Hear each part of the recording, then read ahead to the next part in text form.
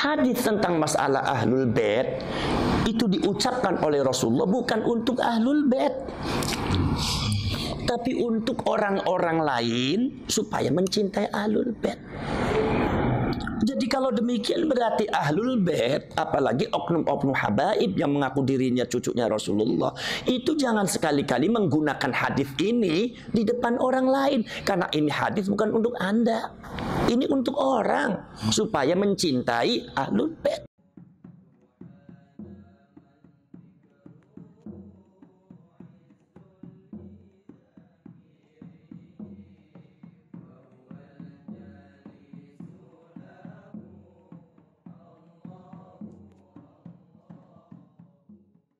Assalamualaikum warahmatullahi wabarakatuh. Waalaikumsalam warahmatullahi wabarakatuh. Ini Gus, kita bersama sahabat-sahabat di sini silaturahim ya.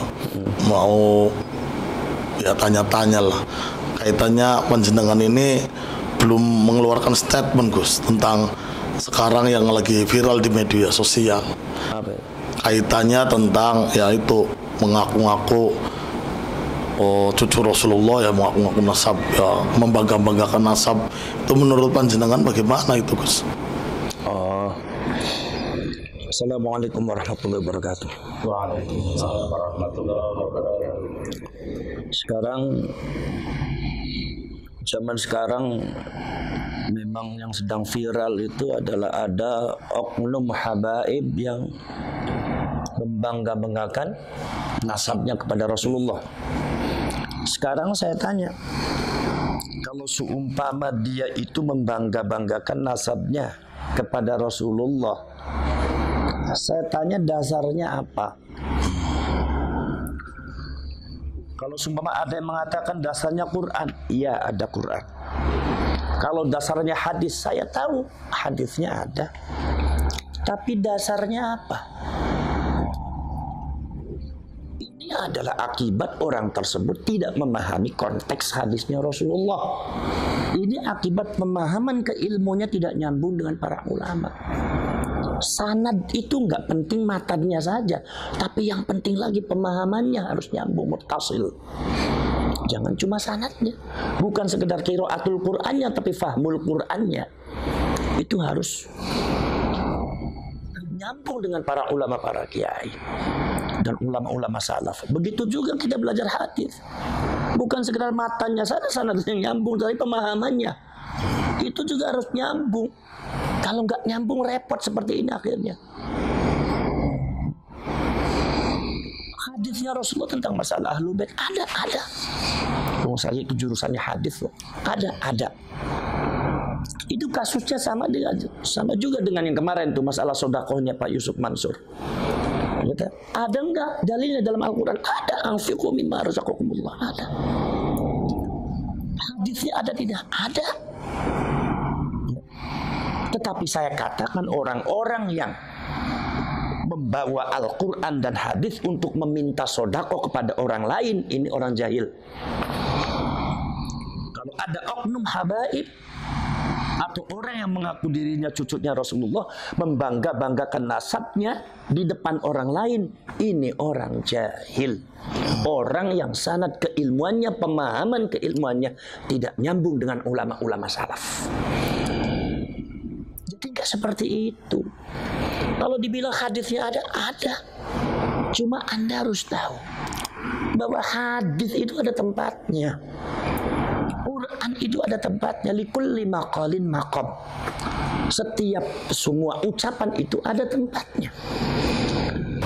Hadis tentang masalah ahlul bait itu diucapkan oleh Rasulullah bukan untuk ahlul bait, tapi untuk orang-orang lain supaya mencintai ahlul bait.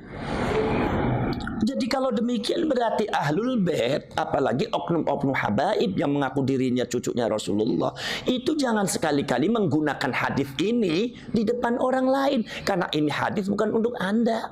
Ini untuk orang supaya mencintai ahlul bait. Contohnya begini, Al-Quran dengan hadis tentang masalah fadilah sodako itu bukan untuk orang yang minta sodako, Tetapi untuk orang yang mau memberi sodako. Jadi jangan sekali-kali Anda itu kalau cuma membuat proposal atau ingin dapat sodako dari orang lain, itu kemudian dalilnya Al-Quran dan hadis ini. Ini namanya godam orang suruh sodako dengan Al-Quran dan hadis.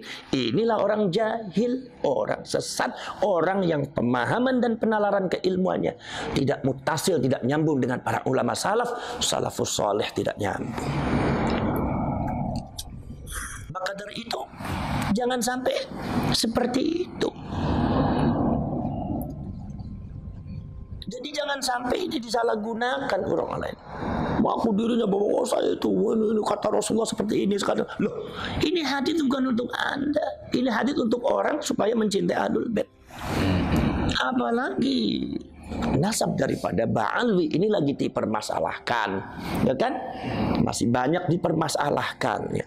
Nah ini makanya jangan suka seperti itu. Ini bisa-bisa menjatuhkan nilai daripada hadisnya Rasulullah itu sendiri. Nilainya jadi jatuh gara-gara Anda, karena Anda salah menempatkan. Nilai Al-Quran dan hadis tentang sodako bisa-bisa jatuh gara-gara Anda, karena Anda tidak bisa menempatkan. Akhirnya orang ketika didalili itu nggak mempan. Kenapa? Ya gara-gara Anda itu menyalahgunakan hadis dari Al-Quran dan Al-Quran, menyalahgunakan dalil untuk tujuan yang tidak benar dan ditempatkan pada tempat yang tidak benar. Makanya saya harapkan orang-orang semacam itu ngaji dulu lah. Gak usah banyak bicara Quran dengan hadis tuh. Anda itu baca Qurannya saja masih belang-belentung, nggak pakai tajwid. Baca kitabnya saja udah dengan santri saya lebih pintar santri saya. Udah apalagi nahwu sorof dengan balaghah. Ya. Jangan dibilang nahwu sorof itu nggak penting. Penting. Anda mengatakan tidak penting, tapi ulama mengatakan wa nahwu aula awalan ayyu'lama idzil kalamu dunahu lam yufhama. La yufhamatul lan tu linafil abad. Tanpa nahwu sorof, maka Quran dan hadis tidak mungkin bisa dipahami dengan benar. Mungkin Anda bisa paham, tapi nggak benar. Contohnya, ya seperti tadi, membanggakan nasab dengan hadisnya Rasulullah, meminta sodakoh dengan hadisnya Rasulullah dan Al-Quran. Ini gara-gara Anda tidak benar memahaminya. Kenapa? Anda tidak belajar, ilmunya tidak nyambung, pemahaman Quran dan hadisnya tidak nyambung dengan ulama salaf. Inilah perlunya sanad di dalam Nahdlatul Ulama di pesantren itu selalu ada. Bukan sekedar matanya saja, tetapi juga adalah pemahamannya. Jadi jelas nggak benar kalau ada habaib semata itu penyelewengan makna hadis. Itu bisa disebut bisa penipuan atas nama agama itu. Nggak boleh. Seperti halnya juga oknum-oknum yang meminta sodako untuk menggunakan Al-Quran hadis. Ini sudah penipuan mengatasnamakan agama. Ini sudah penyelewengan makna dalil ini. Nggak boleh seperti itu. Dosa, wah dosa, jelas dosa. Sangat berdosa sekali. Tapi kalau orang semacam itu yang nggak ngaku dosa, udah biarin aja. Urusan dia dengan Allah, ya orang jahil namanya juga. Orang jahil itu yang nggak tahu kalau dirinya salah juga nggak tahu. Nah itu seperti itu cara. Makanya belajar dulu lah yang benar. Belajar hadis yang benar, nahwu sorof yang benar. Nahwu sorof yang benar. Jangan dibilang, oh itu kan rafa' nasab kan sama aja itu biasa. Jangan Anda bilang biasa. Innallaha bari'um minal musyrikin wa rasulah. Ini harus wa rasulah. Sesungguhnya Allah dan Rasulnya tidak bertanggung jawab terhadap orang-orang musyrik. Coba kalau dibaca wa rasulih, innallaha bari'um minal musyrikin wa rasulih. Jadi sesat. Sesungguhnya Allah tidak bertanggung jawab terhadap orang musyrik dan Rasulnya. Berarti Rasulnya berarti sesat. Ini pemahaman salah gara-gara apa? I'rabnya salah. Makanya yang namanya i'rab itu sangat penting di nahwu sorof itu. Belajar nahwu sorof dulu lah. Kalau Anda itu baca antara fa'il dan maf'ulnya nggak benar, baca bagaimana itu sighat fa'ala yufa'ilu, mana yang harus fa'ala, mana yang harus af'ala, mana yang harus majhul, mana yang maklum. Anda belum tahu, ya udah Anda jangan mendebat para ulama, para kiai lah. Orang jahil Anda tuh. Orang jahil nggak usah bicara, nggak bicara agama, nanti rusak agamanya nanti. Gara-gara Anda tuh.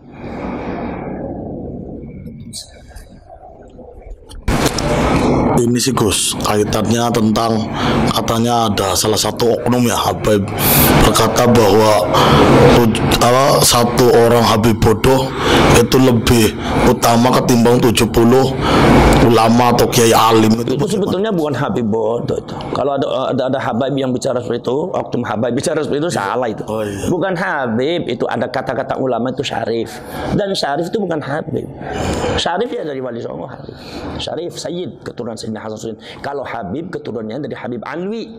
Ba'alwi ini masih banyak diragukan oleh beberapa nakobatul asyraf.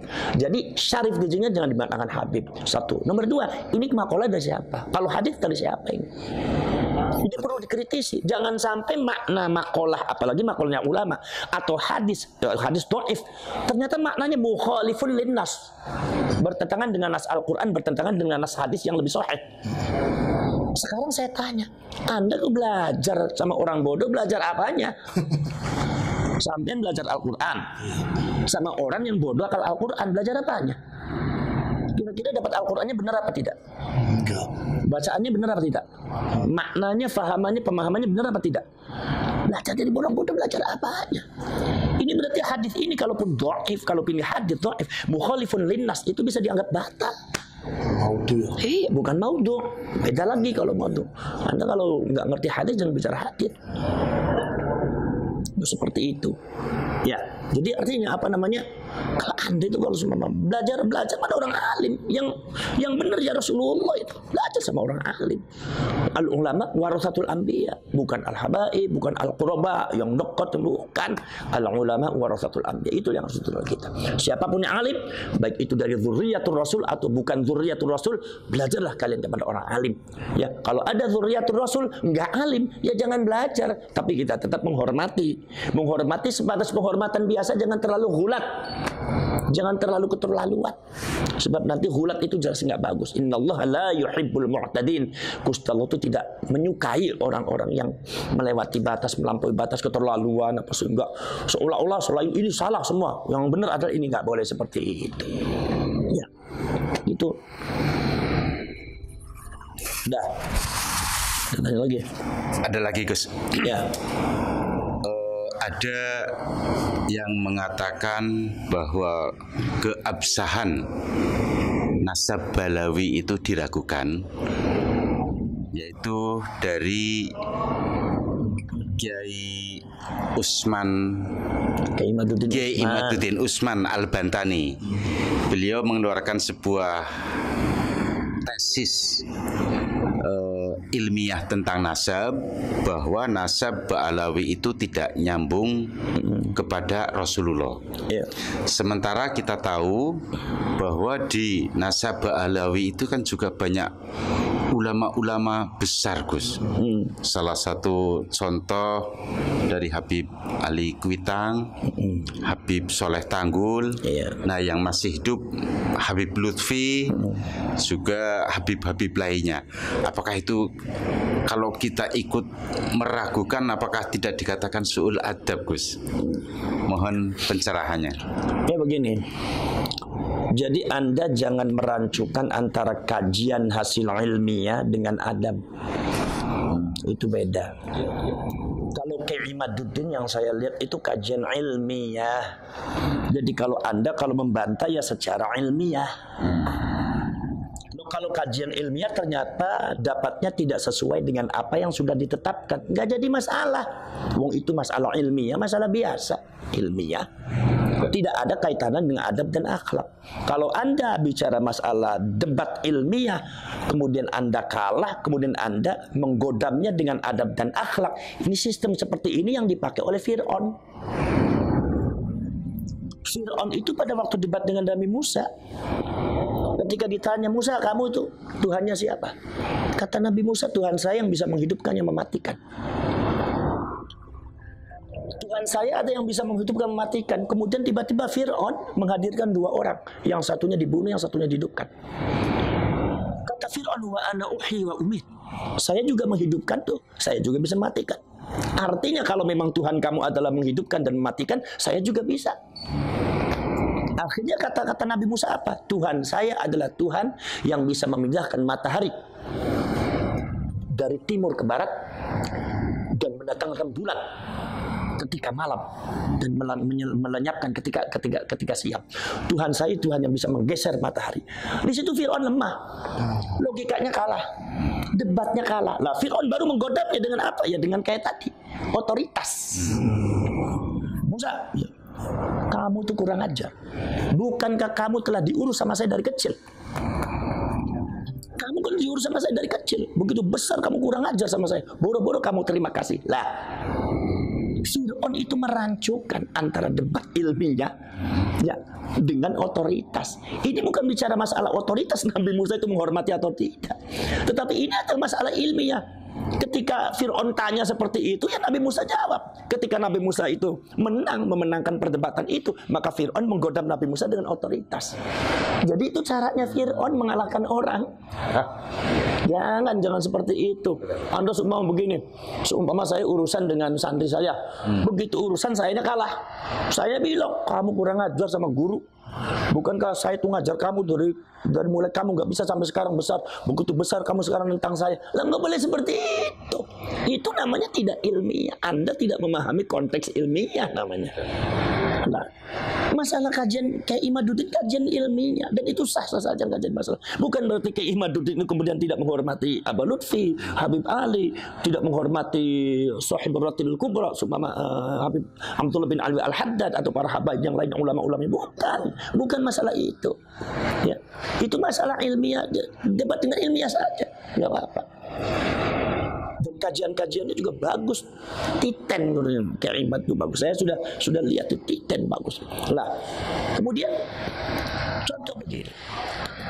Imam Malik bin Anas Al-Asbuhi itu adalah muridnya adalah gurunya Imam Syafi'i. Tapi Imam Syafi'i berbeda dengan Imam Malik. Ketika Imam Malik ketika subuh tidak kunut, maka Imam Syafi'i kunut. Debat luar biasa. Bahkan di dalam sejarahnya sanad Ali dipegang oleh Imam Syafi'i itu lebih kuat daripada sanad yang dipegang oleh Imam Malik dalam kitab Muwatta'nya.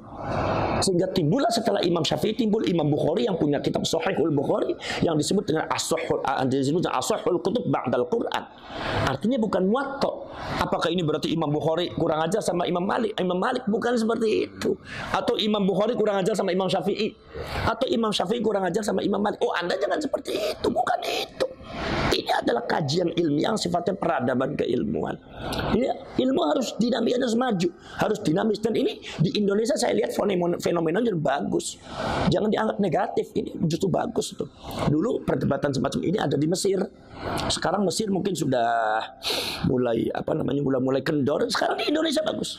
Walaupun yang perdebatannya sangat luar biasa. Karena apa? Karena menyangkut implikasi dari ketika Kiai Imad mengatakan seperti itu, maka implikasinya membatalkan seluruh nasabnya para habaib. Itu kan begitu. Dan itu menurut saya nggak jadi masalah. Kalau memang kajian Kiai Imad itu benar, dan saya lihat itu memang benar, ya, dalam bukti-bukti data-datanya itu validitasnya itu bisa dipertanggungjawabkan. Makanya Kiai Imad kenceng. Itu ya kita nggak usah jadi masalah. Ya, nggak usah jadi masalah. Sekarang begini, Imam Syafi'i dengan Imam Malik, bahkan Imam Ahmad bin Hanbal. Imam Ahmad bin Hanbal disuruh ijtihad sama Imam Syafi'i. Ya Ahmad ijtihad. Ijtihad kamu Ahmad. Imam Ahmad bingung gimana saya harus berbeda pendapat dengan guru saya, apakah suul adab atau tidak. Kata Imam Syafi'i, ijtihad Ahmad, ijtihad, jangan sama dengan saya. Akhirnya Imam Ahmad berijtihad dengan sekuat tenaga, barulah mendapatkan hukum-hukum yang berbeda dengan gurunya. Betapa luar biasa Imam Ahmad.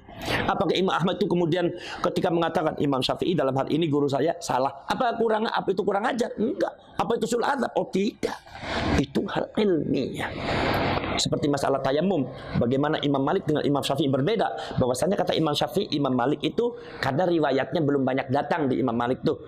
Riwayat masalah tayamum itu datang banyak lengkap ketika saya datang. Ketika saya ada, saya mencari data-data tentang masalah tayamum, ternyata seperti ini. Berbeda dengan Imam Malik. Berbeda pada waktu di guru saya belum lengkap ini hadisnya. Itu bukan berarti Imam Syafi'i itu suul adab terhadap Imam Malik, bukan. Jangan dimaknai seperti itu. Ini bicara masalah agama.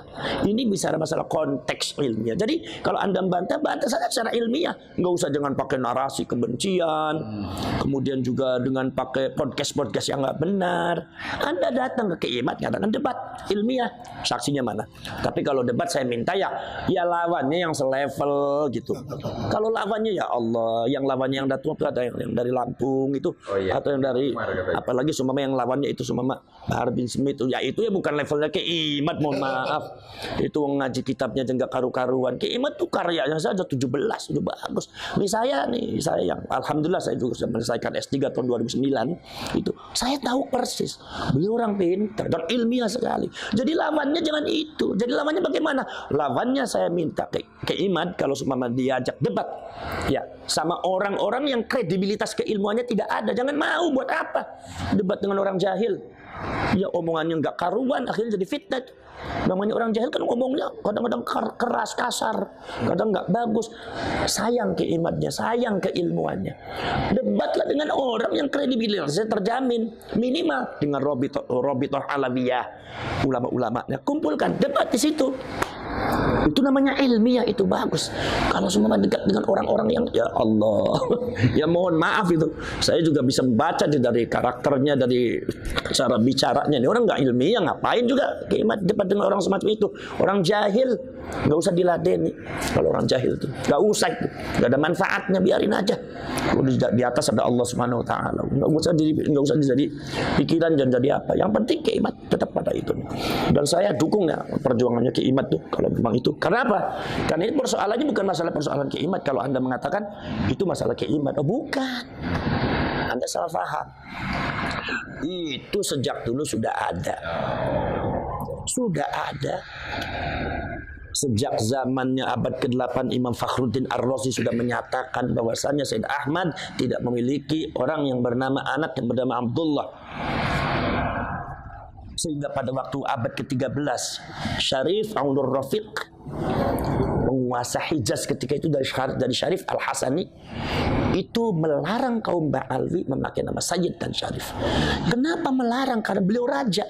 Itu berarti kan sebelumnya sudah ada kajian, berarti kan sudah ada polemik, dan itu kadang itu sudah ada ketetapan. Satu. Nomor selanjutnya yang terbaru di antaranya adalah salah satu naqib daripada Nakobatul Ashraf yang ada di Mesir. Itu salah seorang syarif yaitu Al-Hasan, itu juga mengatakan ada ibtalun nasab di ahli Ba'alwi, membatalkan nasab bagi keluarganya Ba'alwi dengan catatan-catatan secara ilmiah. Itu seorang naqib, beliau seorang nasabah dari Nakobatul Ashraf yang ada di Mesir. Mengatakan bahwa itu nasabnya Ba'alwi, kesimpulannya nasabnya Ba'alwi dari beberapa faktor-faktor yang sudah saya jelaskan, katanya nasabnya Ba'alwi itu adalah batilun ghairu sahihin, sudah batil ghairu sahih lagi. Berarti artinya apa?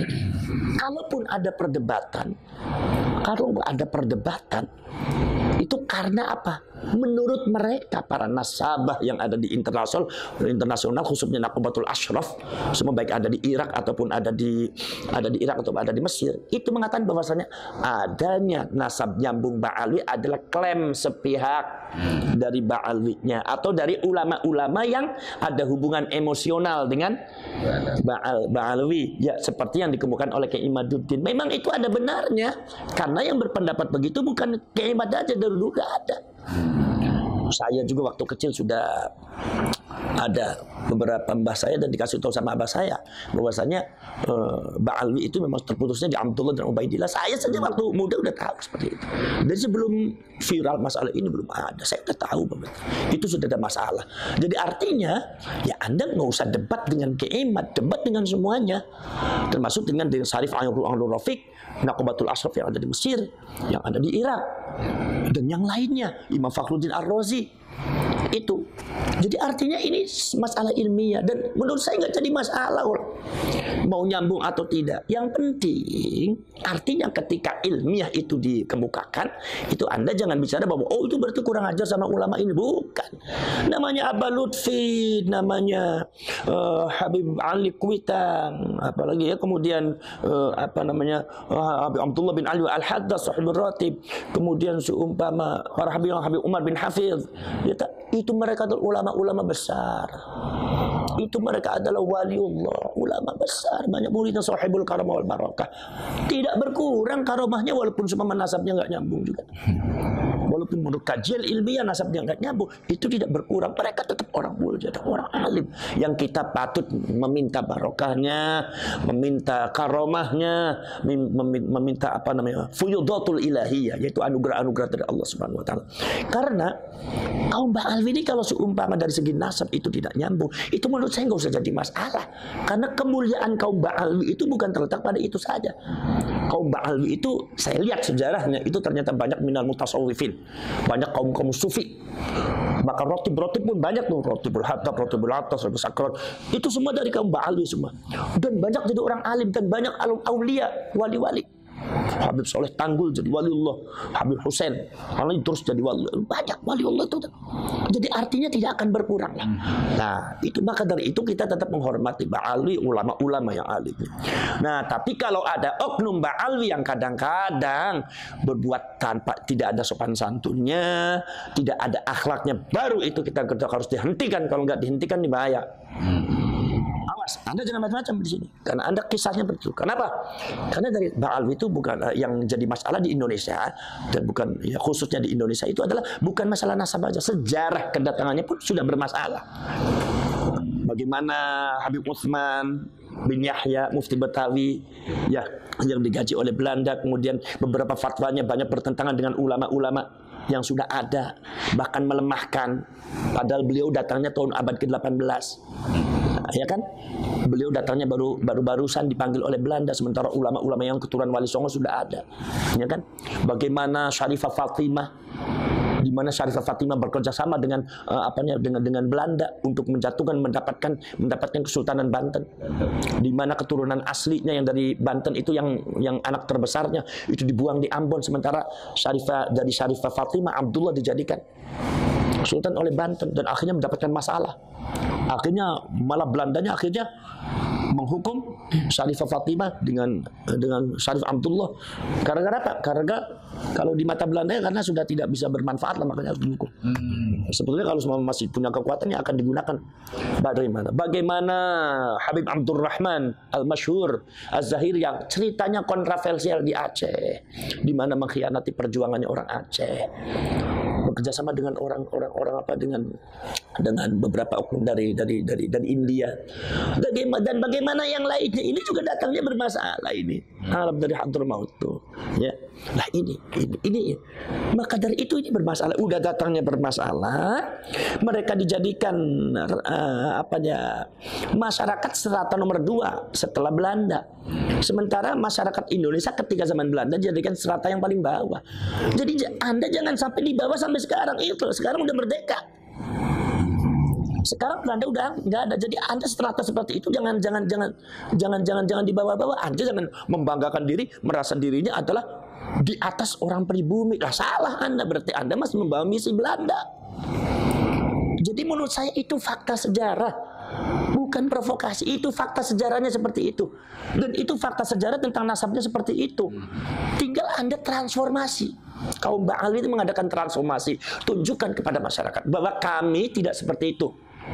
Bahwa kami sekarang tidak seperti itu. Dulu sama Belanda iya, tapi sekarang kami niat untuk setia kepada Indonesia.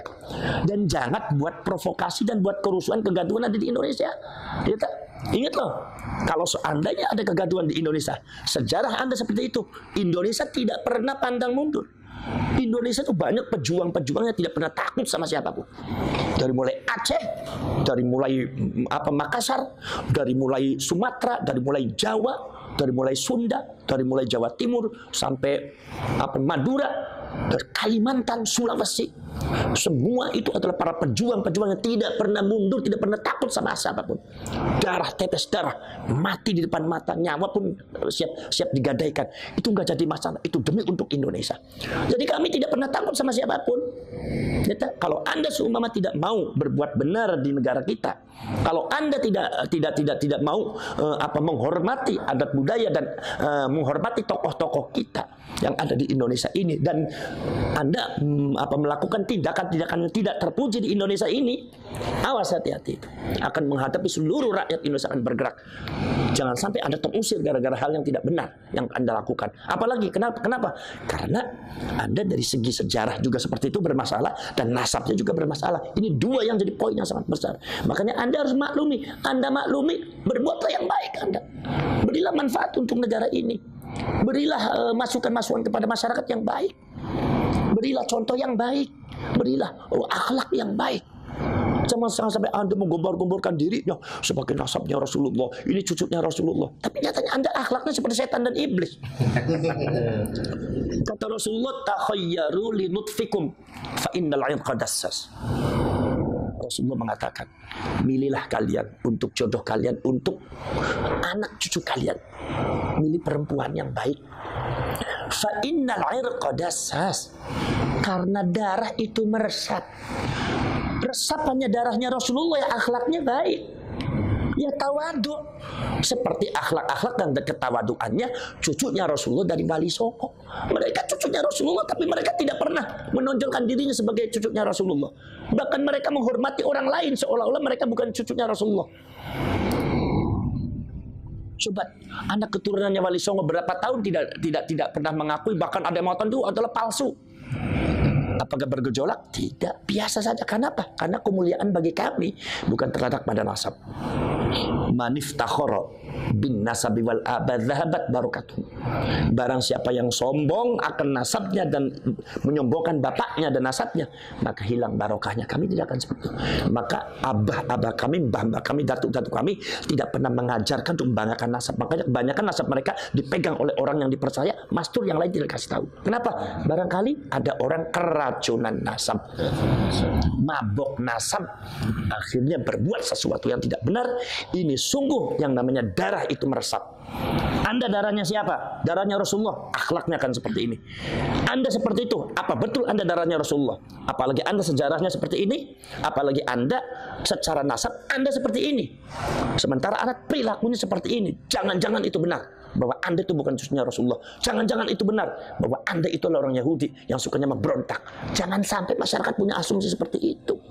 Adakan transformasi secepatnya. Jadi masyarakat Ba'alwi, udah kami diakui sebagai nasabnya Rasulullah atau tidak, udah kami yang penting berilah kiprah yang positif terhadap negara Indonesia, bangsa Indonesia. Jangan buat kekacauan, jangan buat kegaduhan, jangan menanamkan hal-hal yang tidak baik, jangan meracuni masyarakat untuk benci kepada ini, benci kepada ini, benci kepada ini. Apalagi mengucapkan kata-kata yang tidak sopan. Mana ada cucunya Rasulullah bicara seperti itu. Jadi akhirnya masyarakat sudah asumsi udah jelek bahwa oh ini akan seperti berarti seperti ini berarti. Karena fa innal 'irqa dassas, yang namanya darah itu meresap. Anda resapannya dari siapa? Kalau dari Rasulullah akan seperti ini. Karena akhlaquhul Quran, akhlaknya Rasulullah adalah Al-Quran. Ya kan? Rasulullah dibanggakan oleh Allah Subhanahu wa taala, fa innaka la'ala khuluqin 'azim. Akhlaknya Rasulullah menonjol ke akhlaknya. Maka yang meresap kepada anak cucunya adalah akhlaknya. Kalau Anda akhlaknya mukhalifun lir Rasul, ada seorang laki-laki mengaku dirinya di dalam dirinya ada darahnya Rasul, tapi akhlaknya, sifatnya, tingkah lakunya, pola hidupnya bertentangan dengan Rasul, siapa yang mau percaya? Dasasnya kemana ini? Ya. Jadi seperti itu. Jadi masalah keimat ya ada ilmiah saja. Bukan berarti keimat itu menabrak ini. Ilmiah aja, ada ilmiah aja. Karena apa? Karena masalah itu bukan masalah keimat aja, itu masalah dari dulu udah ada. Itu masalah. Jadi Anda jangan mengatakan itu masalah keimat, bukan. Dari dulu sudah ada. Cuma keimat itu hanya memunculkan tesisnya. Jadi tesis ilmiah. Jadi Anda kalau mau mendebat ilmiah lewat keimat, yang Anda debat bukan sekeimat saja, termasuk Imam Fakhruddin Ar-Razi, Syarif Aun-Rafiq dan ulama-ulama Hijaz zaman dulu, termasuk Naqubatul Ashraf. Kalau memang ilmiah silakan, pertahankan. Ya. Jadi jangan menjelekkan dengan narasi-narasi kurang bagus. Menurut saya ini perkembangan sebetulnya keilmuan yang sangat baik sekali untuk rakyat Indonesia. Sehingga rakyat Indonesia semakin dewasa dan semakin pintar. Itulah Indonesia, hebatnya begitu. Terus ya. Pendapat itu Gus kaitannya dengan statementnya Nusron Wahid yang katanya yang menyuruh kau tes DNA untuk kaum habaib itu katanya kaum homoni lupus katanya, dan statementnya Buya Yahya itu juga Gus katanya kurang ajar katanya yang nyuruh tes DNA sama para habaib gitu Gus. Sekarang saya tanya yang bersangkutan dasarnya apa? Seumpama itu kurang ajar, lebih kurang ajar mana? Untuk mencari kebenaran dan kepastian nasab dengan DNA, atau ada orang yang masih diragukan nasabnya, mengaku dirinya nasabnya kepada Rasulullah tapi berbuat dengan cara yang kasar, menyebut binatang, semata mereka membawa bendera nasabnya Rasulullah. Menurut Anda lebih kurang ajar mana? Kurang ajar itu tadi yang mengaku nasab. Ada orang mengaku dirinya nyambung kepada Rasulullah, tetapi binatang itu semua, meremehkan orang lain, menyebut kiai ulama itu dengan namanya saja, provokasi masyarakat, kata-katanya kasar, tapi mereka mengatakan saya adalah cucunya Rasulullah. Sekarang lebih kurang ajar mana dengan tes DNA? Makanya saya tanya, orang bicara begitu dasarnya apa? Saya pengen tahu. Nah, sekarang saya tanya, sekarang siapa yang Pak Nusron Wahid? Pak Nusron Wahid. Pak Nusron Wahid itu ahli nasabah bukan? Bukan. Bukan ahli hadis, bukan ahli tafsir kan? Iya. Bukan faknya kan? Bukan. Masalah nasab begini. Lalu bicara itu untuk apa? Sekarang saya tanya, yang satu namanya Bu Yahya. Bu Yahya. Bu Yahya termasuk nasabah. Ngerti nggak masalah ilmu nasab? Pernah neliti kayak Imat nggak? Pernah ya. Saya ini spesialis saya tafsir hadis. Tafsir hadis, ya udah pegang tafsir hadis. Masalah nasab saya dengerin Imat, walaupun Imat usianya jauh di bawah saya, tapi saya dengerin karena ini ilmiah, ini spesialisasinya dia. Saya tidak berhak untuk menyalahkan, karena spesialisasi saya adalah tafsir dengan hadis. Ini namanya konteks ilmiah. Makanya saya tanya, kalau seumpama Bu Yahya mengatakan seperti itu, dasarnya apa sampai bicara begitu? Sampai pernah neliti kayak Imat belum? Belum pernah. Untuk apa bicara seperti itu? Itu membuat fitnah, itu seperti itu. Itu namanya yang disebut sama saya narasi nggak benar. Kalau Pak Nusron Wahid dasarnya apa? Sampai itu meneliti nasab enggak? Masalah-masalah DNA enggak? Apalagi pernyataannya Pak Nusron itu bertentangan dengan hasil bahsul masail, masalah tes DNA itu boleh di zaman NU. Lah, Anda sebagai waketum tapi Anda nggak ngerti masalah perkembangan di NU, buat apa Anda jadi waketum? Seharusnya kan nggak seperti itu. Tanya dulu, fas'alu ahla dzikri in kuntum la ta'lamun. Kalau Anda belum tahu, jangan langsung menjustifikasi seperti ini. Tanya dulu yang pada ahli ilmu. Saya itu spesialisnya tafsir hadis. Saya masalah nasab tanya sama Kiai Imat, dengerin, menghargai.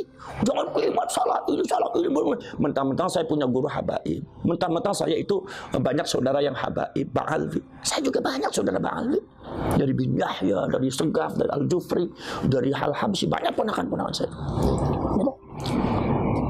Tapi bukan seperti itu caranya.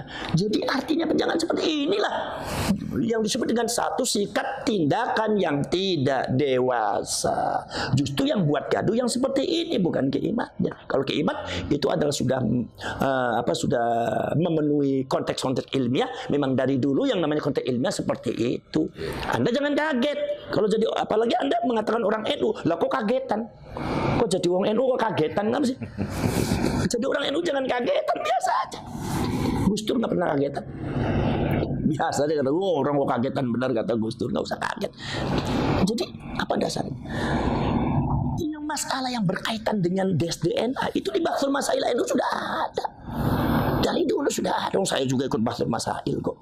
Sering dengan masalah tes DNA. Yang disebut kalau bahasa kitab itu al-qiyafah. Orang namanya al-qafah. Qiyafah itu boleh. Bukan wajib. Awal asal hukumnya boleh. Awas nih, boleh dulu nih. Boleh. Ketika apa? Satu. Ya, kalian di kitab Majmu' aja. Syarah Muhadzab.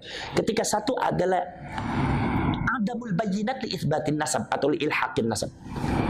Tidak ada saksi, baik saksi ilmiah atau seumpama saksi orang atau saksi apalah yang menyebabkan bahwa itu ada ketetapan subutun nasab. Tidak ada saksi, maka boleh dengan cara qiyafah, DNA. Kalau sekarang itu DNA. Satu. Nomor dua, ketika ta'arudul bayyinat, ada saksi-saksi tapi bertentangan. Yang satu mengatakan iya, yang satu mengatakan tidak, yang satu mengatakan batal, yang satu mengatakan tetap. Nah, ini boleh di situ pakai tes DNA. Itu asal hukumnya boleh. Tapi sekarang karena implikasi daripada pengakuan kaum Ba'alwi mengatakan dirinya sebagai cucunya Rasulullah, bahkan condong memonopoli bahwa seolah-olah kalau dari golongan bukan dari golongan dia bukan cucunya Rasul, ya kan? Sehingga ada habaib yang kadang-kadang jahil mengatakan bahwasanya kalau nggak ada di catatan Rabithah Alawiyahnya berarti bukan Habib, berarti Habib palsu. Ini jahil nih. Ada seperti itu, ada, ya kan? Itu artinya apa? Artinya ada monopoli namanya. Berarti kan ada di kalangan mereka itu ada satu asumsi yang memonopoli bahwa seolah-olah keturunannya Rasulullah hanya dari golongan dia. Nah, ini jangan sampai terjadi seperti itu. Jangan sampai terjadi seperti itu. Maka di sini harus boleh kalau terjadi saksi-saksinya itu terjadi perbedaan pendapat. Boleh inda ta'arudul bayyinat, maka boleh qiyafah. Boleh dengan cara tes DNA. Itu boleh. Lah cuma sekarang karena implikasinya itu sangat besar karena menyangkut fitnah umat. Kita di mana ketika monopoli kaum Ba'alwi cucunya Rasulullah ada beberapa oknum yang seperti itu, enggak semuanya. Oknum yang seperti itu sehingga masyarakatnya banyak yang terbawa dengan akhlak-akhlak yang tidak terpuji. Ya kita lihat aja ada beberapa kadang-kadang memanggil nama kiai, manggil nama Buya Said Agil, kadang-kadang cuma si Said. Kemudian Kiai Ma'ruf Amin dipanggilnya si Ma'ruf. Itu kan jelas ini adalah ajaran-ajaran mereka. Kan? Karena ada oknum Ba'alwi mengatakan bahwasannya kalau manggil selain kita jangan panggil kehormatannya, panggil namanya aja, kalau enggak namanya panggil si. Kita buat fitnah yang diterima oleh masyarakat. Ya Allah, ini termasuk dari oknum Ba'alwi itu. Sehingga kita sendiri bingung kenapa orang yang mengaku dirinya Rasulullah tapi kok seperti itu. Artinya ketika ini dibiarkan maka fitnahnya luar biasa. Sementara klaim mereka tetap saja bahwa Ba'alwi itu adalah merupakan sunnahnya Kanjeng Nabi. Itu karena itu. Lah maka ketika itu menghormati cucunya Rasulullah itu wajib. Zuriyahnya Rasulullah itu wajib. Maka dari itu itsbatun nasab, menetapkan nasab sebagai cucunya Rasulullah dengan wasilah-wasilah apapun, apalagi yang bersifat at-tibbus syar'i, kedokteran bersifat syariat, kata Imam Nawawi dalam kitab Majmu' seperti itu. Boleh al-isti'anah bit-tibbus syar'i, menggunakan dengan dokter yang bersifat syariah, itu boleh diantaranya dengan tes DNA. Maka ini akhirnya tes DNA yang tadinya berupa wasilah karena ini sudah mendekati implikasi daripada maksud yang karena wasilah ini kemudian sangat penting menentukan daripada maksud. Tanpa wasilah ini maksud ini maka tidak akan bisa dicapai. Bagaimana mungkin kita akan bisa menghormati Rasulullah, keturunannya Rasulullah, kalau kita tidak tahu kalau itu keturunannya Rasulullah, kalau kita masih meragukan, ya kan? Maka dari itu di sini kan akhirnya apa yang disebut dengan usul fikih adalah al-wasail fi hukmil maqasid.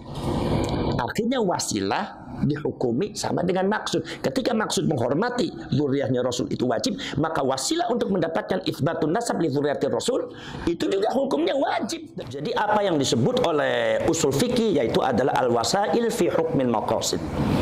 Wasilah bisa jadi akhirnya hukumnya sama dengan dimaksud. Dengan apa? Dengan tujuan. Jadi ketika kita itu wajib menghormati zuriyahnya Rasul, tapi kita tidak tahu, bagaimana mungkin kita bisa menghormati zuriyahnya Rasul kalau kita tidak yakin kalau itu zuriyahnya Rasul? Kalau kita tidak tahu bahwa itu zuriyahnya Rasul, maka kita ketika menghormati zuriyahnya Rasul itu hukumnya wajib. Maka wasilah untuk mendapatkan itsbatun nasab li zurriyatir Rasul juga hukumnya wajib. Akhirnya DNA itu juga akhirnya bisa jadi wajib untuk dalam rangka daf'ul fitnah, yaitu menolak fitnah, daf'ud darar, menolak bahaya. Ini kenapa? Karena ini dalam satu bingkai, satu pembahasan sejak zaman dahulu itu sudah banyak syak, keraguan, dan asyakku yuzalu. Keraguan itu harus dibuang. Ma la yatimul wajib illa bihi fahuwa wajib. Kita menghormati cucunya Rasul adalah merupakan tujuan kita, itu wajib. Tapi tidak sempurna kecuali dengan tes DNA, karena kita tidak yakin dengan literatur yang ada. Maka akhirnya hukumnya wajib juga. Ini yang disebut dengan al-wasail fi hukmil maqasid. Al-wasail fi hukmil maqasid. Ya ini jadi nggak ada dasarnya itu kalau Anda mengatakan itu nggak boleh, itu nakut-nakutin begitu nggak boleh itu dalam ilmu. Itu nanti diketawakan sama kaum intelektual, diketawakan. Jadi orang banyak tertawa nanti. Memalukan. Jangan seperti itu. Jadi biarkan saja Kiaimat mengkaji ilmiahnya, dan itu perkembangannya terus dipantau saja. Nanti debat ilmiah bukan debat ilmiah, atau seumpama kalau semua tidak terjadi debat ilmiah, seumpama ya tentang perkembangannya terus. Jangan buat narasi-narasi yang nggak benar, atau jangan hanya menghadang Kiaimat dengan podcastnya. Apalagi podcastnya itu ada yang cabutan di sini, ada yang disimpan, ada yang ditampil. Nah itu kan udah nggak fair, itu kayak begitu kan. Itu yang disebut provokasi. Walaupun nadanya tidak keras, tapi itu provokasi, itu maksudnya. Nggak boleh itu. Itu pembohongan publik. Ya, itu karena ini mempengaruhi semuanya. Terus ada yang lain lagi? Sudah. Oh ya udah. Kalau begitu udah. Ya itulah keterangan dari saya. Mudah-mudahan ada manfaatnya. Ya, assalamualaikum warahmatullahi wabarakatuh.